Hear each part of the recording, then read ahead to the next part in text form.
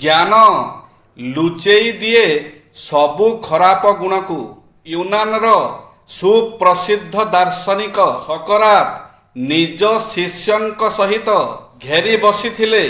ସେତିକି ବେଳେ ଗୋଟିଏ ଜ୍ୟୋତିଷ ଆସିଲା, ଯିଏ ଭବିଷ୍ୟତ କହିବାର ଆହ୍ୱାନ କରୁଥିଲା। ସୁକରାତଙ୍କର ବିଚାର ସେତେ ସୁନ୍ଦର ଥିଲା, ସେତିକି ହିଁ ସେ ଅସୁନ୍ଦର ଥିଲେ। ସେ ଜ୍ୟୋତିଷ ସମସ୍ତଙ୍କ ସାମ୍ନାରେ ସୁକରାତଙ୍କ ବିଷୟରେ କହିଲା, ଏ ବ୍ୟକ୍ତି ମହାକ୍ରୋଧୀ ଅଟନ୍ତି। ଏକଥା ତାଙ୍କ ନାକର ନକ୍ସା ଦେଖି ସ୍ପଷ୍ଟ ପ୍ରତୀତ ହେଉଛି। ଏହା ଶୁଣି ସୁକରାତଙ୍କ ଶିଷ୍ୟଙ୍କୁ କ୍ରୋଧ ଆସିଗଲା। କିନ୍ତୁ ଜ୍ୟୋତିଷ ନିର୍ଭୟତା ପୂର୍ବକ ଆଗକୁ କହିଲା, ଏହି ବ୍ୟକ୍ତିର ଲଲାଟ ଅଥବା କପାଳର ରଚନାରୁ ଜଣାଯାଉଛି ଯେ ଏ ଲୋଭୀ ମଧ୍ୟ ଅଟେ। ଥୋଡ଼ିରୁ ଜଣାଯାଉଛି ଇଏ ସନ୍ଦେହୀ ଅଟେ। ଓଠ ଆଉ ଦାନ୍ତ ଦେଖି ଜଣାଯାଉଛି କି ଇଏ ଦେଶଦ୍ରୋହ ପାଇଁ ସର୍ବଦା ଉତ୍ସୁକ ଥାଏ। ଏସବୁ ଶୁଣି ସୁକରାତ ଜ୍ୟୋତିଷକୁ ପୁରସ୍କାର ଦେଇ ବିଦା କଲେ।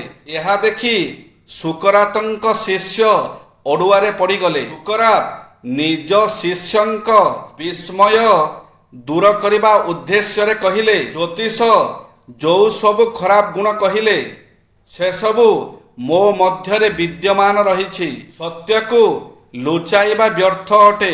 ମୁଁ ସେହି ସବୁ ଖରାପ ଗୁଣକୁ ସ୍ୱୀକାର କରୁଅଛି। ହଁ, ଜ୍ୟୋତିଷ ଗୋଟିଏ ଭୁଲ କରିଦେଲେ। ସେ ମୋ ଜ୍ଞାନର ବିଚାର କଲେ ନାହିଁ। ଜ୍ଞାନ ଶକ୍ତି କାରଣରୁ ମୁଁ ମୋ ସବୁ ଖରାପ ଗୁଣକୁ ନିୟନ୍ତ୍ରିତ କରି ରଖିଥାଏ। ଜ୍ୟୋତିଷ କେବଳ ଏହି ଗୋଟିଏ କଥା କହିନାହାନ୍ତି। ଲକ୍ଷ୍ୟ ନିର୍ଦ୍ଧାରଣ କରନ୍ତୁ। ଯଦି ଆପଣଙ୍କ ଲକ୍ଷ୍ୟ ନିର୍ଦ୍ଧାରିତ, ତେବେ ଆପଣଙ୍କୁ ନିରାଶା ଓ ବିଫଳତାର ସାମ୍ନା କରିବାକୁ ପଡ଼ିବ ନାହିଁ। ଆପଣଙ୍କୁ କ'ଣ କାମ କରିବାକୁ ହେବ, କିପରି ଘର ତିଆରି କରିବାକୁ ହେବ, ଏହା ନିର୍ଦ୍ଧାରିତ କରିବା ଆବଶ୍ୟକ। ତତ୍ସହିତ ତାର ବିକଳ୍ପ ମଧ୍ୟ ପ୍ରସ୍ତୁତ ରଖିବା ଜରୁରୀ ହୋଇଥାଏ।